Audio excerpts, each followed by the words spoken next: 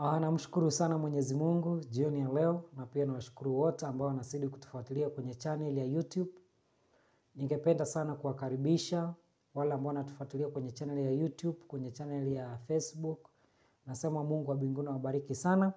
Na leo tutakuwa na muendelesho wa somo yetu ambayo ilikuwa inasema ni jinsi gani ya kuweza kutoka kwenye madhabahu ya ukoo ama kuweza kushinda madhabahu ya ukoo ama kutoka kwenye damu ya ukoo.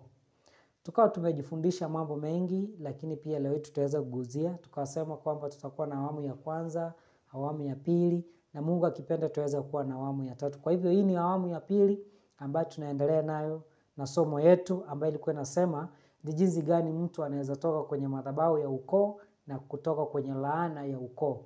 Na kabla tujaweza kuanza somo ya siku ya leo, wacha kwanza tuweze kuomba, alafu tuweze kuendelea. Wacha tuamini na tuombe. Baba wetu wa mbinguni, kupitia kwa jina la Yesu Kristo, tunakushukuru sana kwa sababu ya nafasi ya siku ya leo. Tena umeweza kutupatia nafasi ya kuweza kuzungumza neno lako. Tunaomba Roho kwa Mtakatifu aweze kuwa pamoja nasi tunapoanza, kupitia kwa jina la Yesu Kristo tumeomba. Amina. Haya, asante sana, na ndani yetu tushafungua mikutano yetu na maombi. Kwa hivyo basi mada yetu ambayo tulikuwa nayo, tulikuwa tunazungumzia kuhusu mtu anaweza tokaje kwenye laana ya ukoo au kutoka kwenye laana ya familia. Kwa sababu kuna watu wengi ambao wanaishi wakiamini ya kwamba kuna zile laana za ukoo ambazo zinawaandama, ndiposa wanapatwa na shida nyingi, na tukasema ya kwamba wamo makanisani. Lakini tulisoma ya kwamba Mwenyezi Mungu ametupatia utaratibu ya kuweza kutoka katika jambo hili.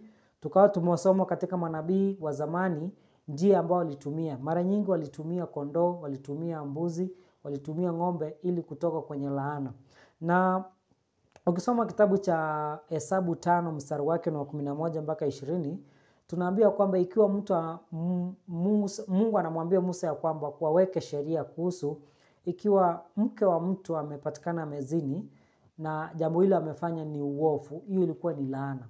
Na alikuwa mweka sheria ya kuweza kutoka katika laana hiyo. Naambiwa kwamba walikuwa wanatoa sadaka kwa ajili ya laana hizo. Lakini tuliona katika Agano Jipya Yesu alipokuja akatupatia utaratibu ya kwamba zamani watu walikuwa wanatumia mifugo, walikuwa wanatumia ng'ombe, walikuwa wanatumia mbuzi, walikuwa wanatumia kondoo, wengine walikuwa wanatumia pesa, wengine walikuwa wanatumia mpaka unga ili watoke kwenye laana ambazo wako nazo. Lakini tulipokuja kwenye Agano Jipya, Yesu alikuja akapena utaratibu na mwelekeo nzuri, akasema sasa tumekombolewa kutoka kwenye laana hizo. Hatujakombolewa kutoka kutokana na pesa, si pesa ndio inakomboa, si mali, si kondoo. Tukasoma Waebrania 10 mstari wake ni wa 5 mpaka 8, ikasema ya kwamba Mungu tena hataki zile kondoo, zile mbuzi ambazo zilikuwa zinatolewa kwa ajili ya sadaka ya laana au kwa sababu ya sadaka ya dhambi. Lakini tulisoma kwenye kitabu cha Petro ambayo tutarudia leo hii. Petro wa kwanza mstari wake kitabu cha Petro wa kwanza mstari wake ni wa 18 na 19. Kuna maneno ambayo Yesu alisungumuza kwenye kitabu cha Petro hiyo 1:18 mpaka 19. Nitasoma, inasema nanyi mfahamuni kwamba mlikombolewa si kwa vitu viharibikavyo, kwa fedha au kwa dhahabu, mpate kutoka katika mwenendo wenu usiofaa mliopokea kwa baba zenu, bali kwa damu ya dhamana kama ya mwana kondoo asiye na ila wala maua, yani Kristo. Tunaambia hapa ya kwamba Yesu anatuambia tufahamu ya kwamba tumekombolewa kutoka katika ile mwenendo wa zamani tuliopokea kwa baba zetu, ambazo ni mwenendo alikuwa mabofu. Lakini sasa natuambia tufahamu ya kwamba hatujakombolewa kwa vitu ambazo zinaharibika kama pesa, kama dhahabu na vitu vingine, bali tunaambiwa mstari wake 19, bali kwa damu ya mwana kondoo. Kwa hivyo huyu mwana kondoo ambaye ni Kristo, yeye ndiye aliweza kufanyika ile sadaka ambayo ilikuwa inatolewa katika Agano la Kale. Alifanyika ile sadaka ambayo ilikuwa inatolewa kwa ajili ya laana. Ndipo kusoma kitabu cha Waibrania 9 mstari wake ni wa 14, Biblia inasema hivi. Waibrania 9 mstari wake ni wa 14, Biblia inasema hivi: basi si zaidi damu ya Kristo, ambaye kwamba kwa Roho wa milele alijitoa nafsi yake kwa Mungu kuwa sadaka isiyo na maua, iwasafishe iwasafishe dhamira zenu na matendo mmofu, mpate kumwabudu Mungu aliye hai. Tunaambia kwamba ile damu ya mbuzi na mafahari haikuweza kuosafisha laana ama kusafisha dhambi ambayo mwanadamu alikuwa ametenda. Kwa hivyo kila ambacho kingeondoa laana ya dhambi ama kingeondoa laana yote ambayo mwanadamu alikuwa nayo, ilikuwa lazima damu. Sasa Yesu anasema yeye alifanyika sadaka ambazo zilikuwa zinatolewa. Yeye akafanyika ile sadaka. Kwa hivyo leo hii hatuna sadaka ya kutoa kwa ajili ya laana, hatuna. Bali Kristo Yesu ndiye alifanyika ile sadaka yetu. Akatutoa kwenye laana kwa sababu tulikuwa tumelaaniwa. Ndipo ukisoma kitabu cha Wagalatia 3 mstari wake wa 13, nitasoma Wagalatia 3 mstari wake wa 13, Biblia inasema hivi. Wagalatia 3 mstari wake wa 13, nitasoma kwa jina la Kristo, inasema, Kristo alitukomboa katika laana yote. Katika laana ya torati, kwa kuwa alifanywa laana kwa ajili yetu, maana imeandikwa, amelaaniwa kila mtu angikwaye juu ya mti. Watu wote ambao walikuwa wamelaaniwa katika Israel, aidha wamefanya dhambi, aidha wamelaaniwa katika mambo mengi ambayo walikuwa wanakifanya, aidha ya ukoo mchawi, ama mtu alikuwa na wizi, ama mtu alikuwa muuaji. Tunaambiwa kwamba mtu huyo alikuwa amelaaniwa na hukumu ya laana ilikuwa asulubiwe ama wawe, ama wengine walikuwa wanapiga mawe akufe. Lakini Yesu alipokuja anasema sasa laana hizo ambazo zilikuwa natolewa kwa sababu ya kutoa damu ama kutoa pesa, Yesu akakuja akachukua ile nafasi ya kufanyika laana kwa ajili yetu. Kwa hivyo yule aliyechukua nafasi kwa ajili ya laana kwa ajili yetu ni Mwokozi wetu Yesu Kristo. Kwa hivyo leo hii hatuwezi toa pesa, hatuwezi toa mali, hatutoi sadaka ya laana ya kutuondolea laana zetu, hapana. Hatutoi sadaka kwa ajili ya kufunja madhabahu ya ukoo, hatutoi sadaka kwa ajili ya kufunja damu ya ukoo, bali mwenye alijitolea ni Mwokozi wetu Yesu Kristo. Kwa hivyo wahubiri wengi leo hii wanaishi wakifundisha watu ya kwamba ili utoke kwenye laana ya ukoo ama nguvu za giza, inabidi wewe utoe sacrifice kiwango fulani. Kwa mfano, kuna wahubiri ambao wanahubiri wakisema, huenda babu yako alitoa sacrifice 10,000 kwa ajili ya kuleta ile madhabahu katika familia yenu. Kwa hivyo ili ufunje madhabahu hii, kwa sababu babu yako alitoa 10,000, inabidi wewe utoe shilingi 20,000 ndio iwe hii madhabahu yako ambao unatolea 20,000 iwe na nguvu kuliko yenye ilitolewa 10,000. Na watu wengi wanaamini hivyo, na watu wengi wanatoa pesa zao, hata wengine wanauza mpaka shamba zao, ili kwa sababu ya kwamba wafunje ile nguvu za giza za familia zao. Lakini wacha niwaambie kitu kimoja. Wakati Kristo alipokuja, yeye alifanyika laana kwa ajili yetu. Kwa hivyo unapomwamini Kristo, kwa sababu yeye yuko na nguvu zaidi kuliko zile pesa, kuliko zile vitu ambazo tunatoa leo makanisani, damu yake iko na nguvu kuliko vitu yote.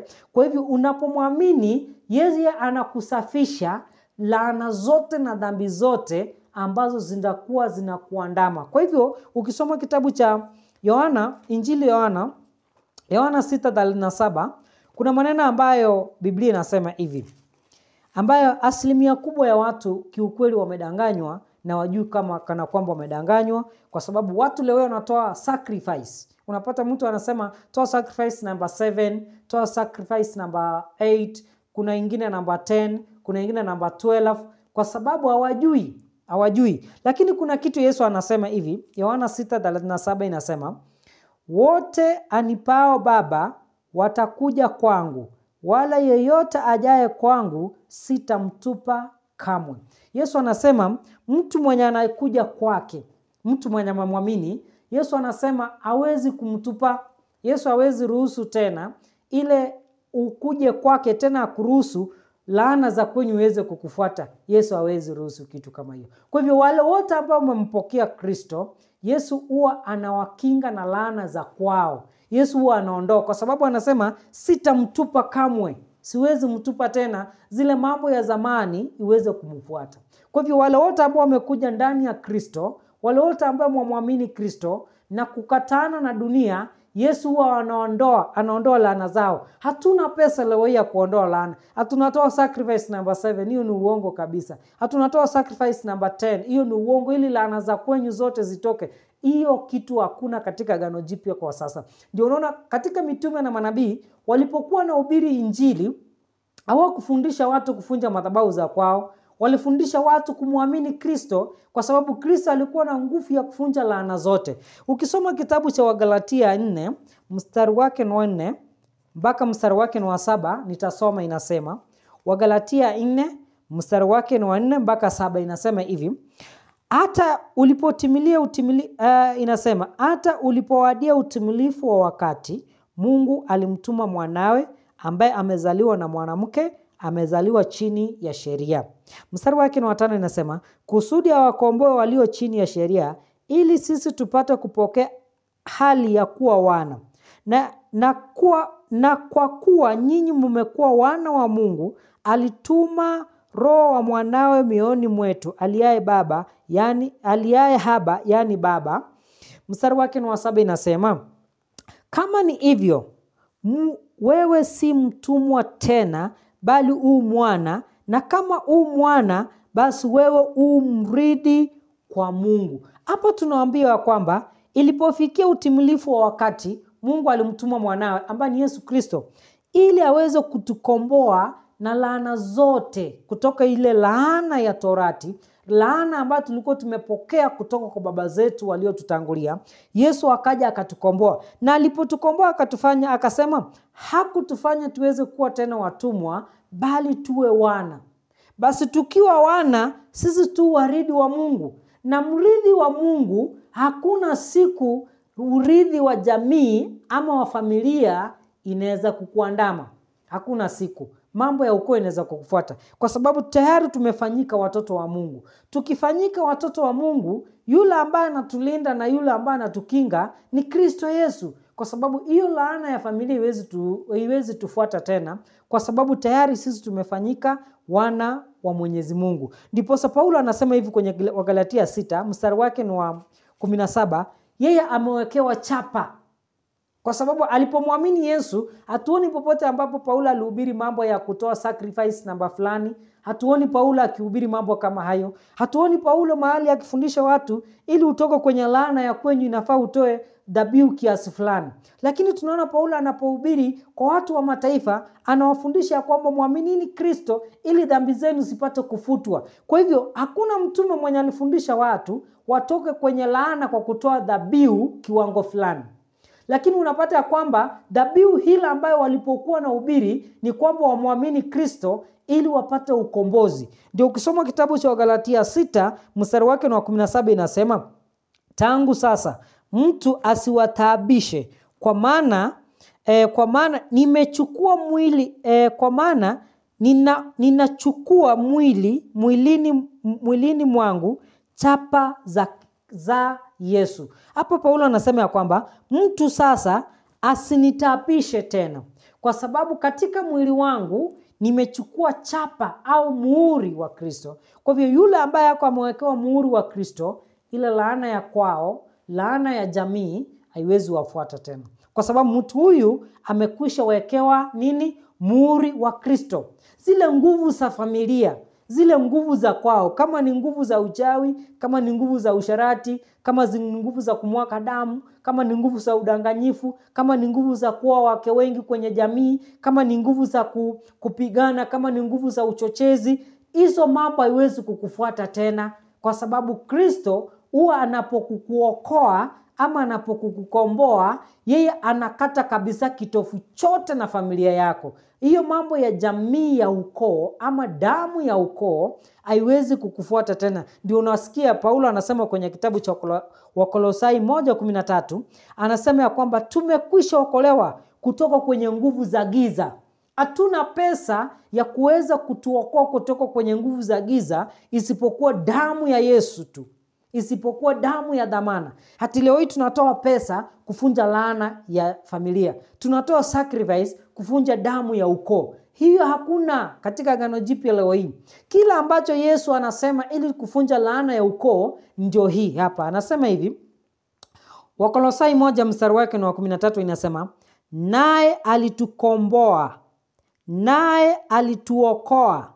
Wagalatia 1, Wakolosai 1 mstari wake wa 13 inasema, naye alituokoa katika nguvu za giza, akatuhamisha na kutuingisha katika ufalme wa mwana wa pendo lake.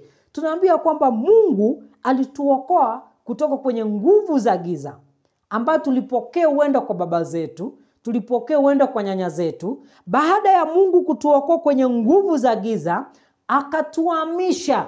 Kwa hivyo mtu anapomwamini Kristo, Mungu huwa anamuokoa kupitia kwa damu ya mwanawe, na kisha anamtoa katika damu ambayo si halali, ambayo si ya kweli ya kijamii, kisha Mungu anamhamisha. Kwa hivyo leo hii wale wote ambao wamwamini Kristo hawatoi sacrifice ili watoke kwenye nguvu za giza, no, bali tunaambia kwamba naye alituokoa katika nguvu za giza na kutuhamisha katika ufalme wa mwana wake. Kwa hivyo leo hii sisi tumeokolewa kutoka kwenye nguvu za giza.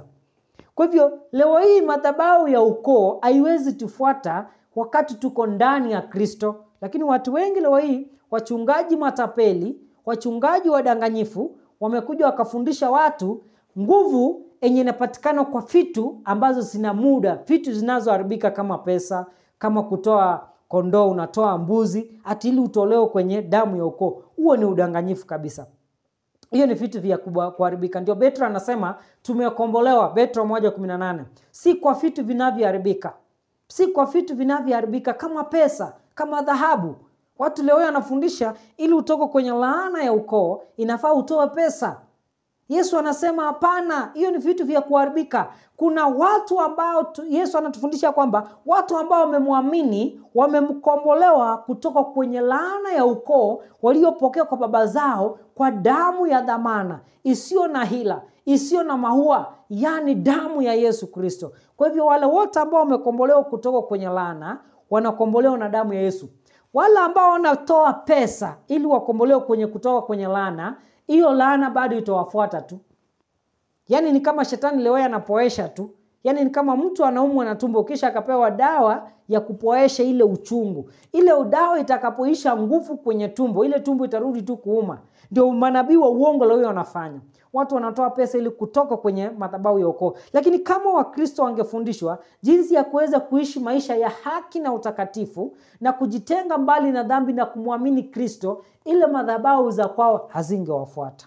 Ndio unaona hakuna mtume yote katika wala mitume 12 ambaye Yesu aliwatuma wawili, hakuna mmoja wapo mwenye alifundisha watu kutoa madhabahu, kufunja madhabahu za kwao, bali walifundisha watu kumwangalia Kristo na kumwamini Yesu na kuamini ya kwamba damu ya Yesu ni ya dhamana.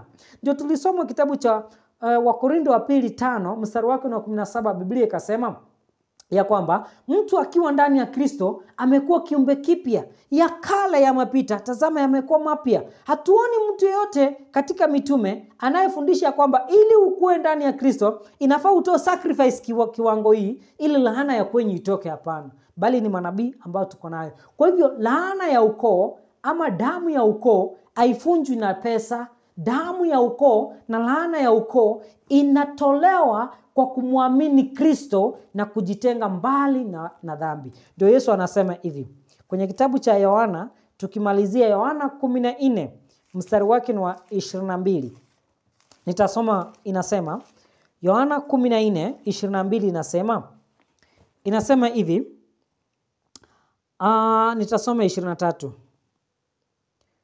20, nitaanzia 20. Yohana 14:20 inasema, siku ile nyinyi mtatambua ya kuwa mimi ni ndani ya Baba yangu, nanyi ndani yangu, nami ndani yenu. Yeye aliye na amri zangu na kuzishika, yeye ndiye anipendaye. Naye anipendaye atapendwa na Baba yangu, nami nitampenda na kujidhihirisha kwake.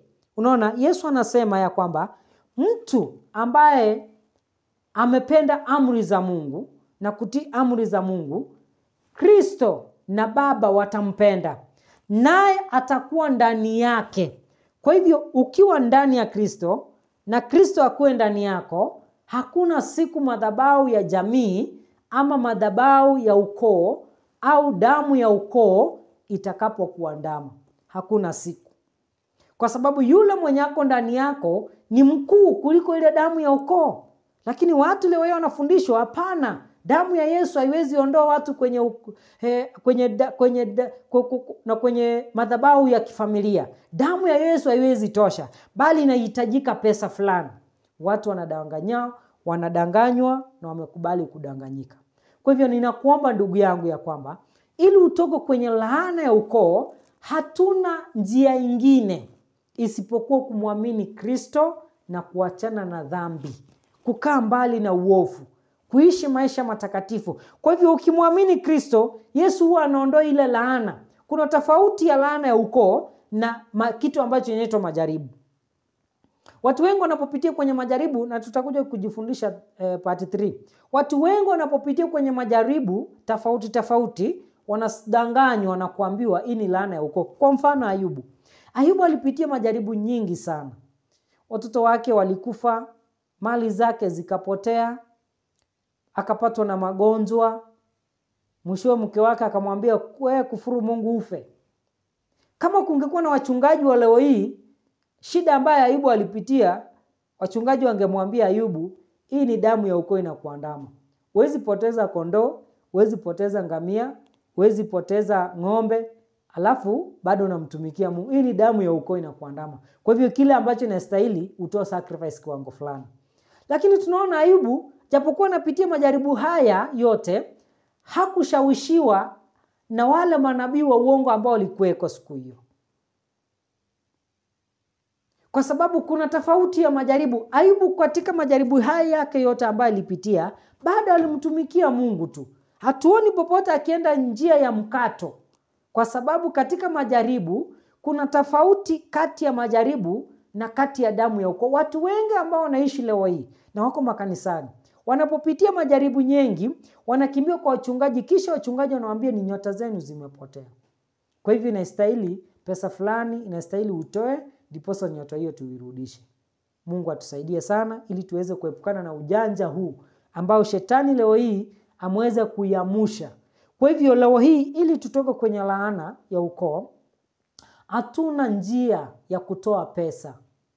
Njia ya pekee ya kutoka kwenye laana ni kumwamini Kristo.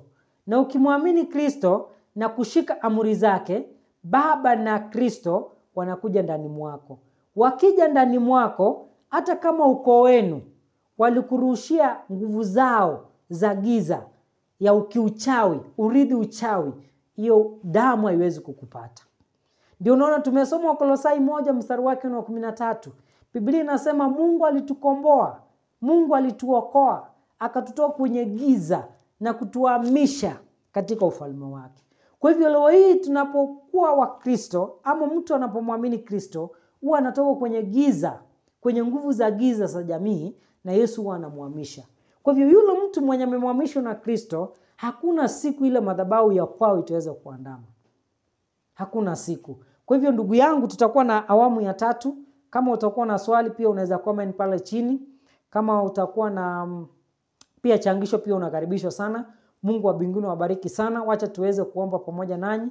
Ikiwa unapitia changamoto yoyote, amini ya kwamba Kristo ndio njia ya kutosha. Yeye ndio taraja ya kuweza kutupitisha na kuweza kutufikisha ng'ambo ambapo kuna usalama. Kwa hivyo majaribu yasije yakakutoa kwenye njia za Mungu. Watu wasije wakakudanganya ukatoa pesa kiwango fulani ili kutoka kwenye shida ambayo unapitia, lakini kuna mwenye yule ambaye ni mkuu kuliko pesa, ambaye ni Kristo Yesu. Kwa hivyo ukiamini tu jambo hili ambayo leo hii tumesikiliza kwamba Yesu ana nguvu, basi jambo hilo litaweza kuisha. Kuna mama mmoja alikuwa ametokwa na damu katika Biblia.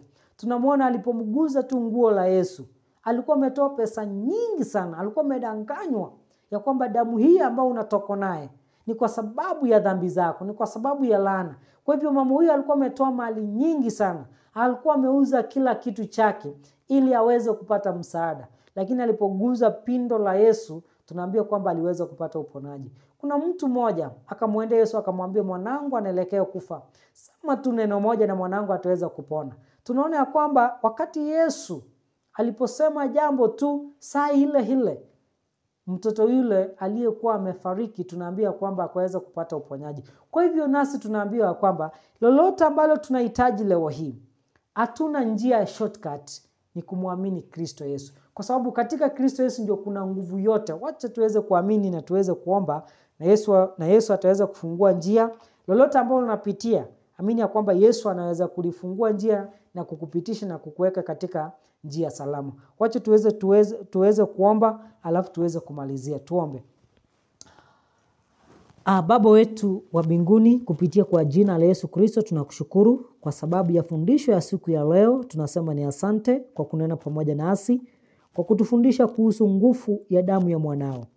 Tumekuja mbele zako jioni ya leo tukiomba kwa ajili ya wote ambao wanasikiliza channel hii na wanapitia changamoto nyingi kwa ajili ya maisha. Tunawakabidhi mkononi mwako Bwana, uweze kuwaguza. Kuna wengi ambao wamefungwa na minyororo ya shetani, tunawakabidhi mkononi mwako uweze kuwafungua. Wale wote ambao wanapitia changamoto ya kimaisha, Baba wetu wa mbinguni, tunakuomba Bwana uweze kuondolea. Tunaomba uweze kuwapa nguvu, uweze kuwapa afya njema, uweze kuwafanikisha na zaidi sana uweze kuwabariki. Tutakapoingia kwenye kipindi kingine cha 3, tunaomba uzidi kuwa pamoja nasi, utufunulie sehemu ambayo tujaweza kuelewa zaidi. Kupitia kwa jina la Yesu Kristo tumeomba. Amina. Mungu wa mbinguni awabariki sana. Tukutane siku ya kesho, Mungu akipenda.